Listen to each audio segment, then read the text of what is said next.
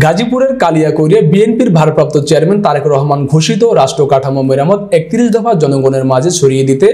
Leaflet ও বই বিতরণ করেছে কালিয়াকৈর পৌর ও উপজেলা বিএনপি।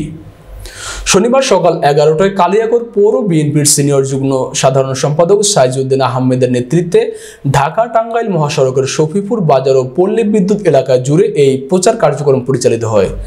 এ সময় উপস্থিত ছিলেন কালিয়াকৈর পৌর শ্রমিক দলের সভাপতি এ কে আজাদ, কেন্দ্রীয় স্বেচ্ছাসেবক দলের সাবেক সহ সাধারণ সম্পাদক জুলফিকার ইসলাম জুনি, পৌর বিএনপির যুগ্ম সাধারণ সম্পাদক মতিউর রহমান, গাজীপুর জেলা ছাত্র দলের সাংগঠনিক সম্পাদক শাহিন আলম,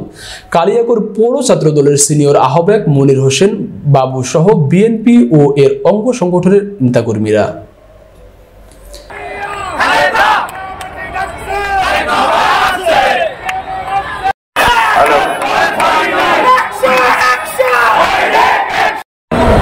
রাষ্ট্র মেরামতের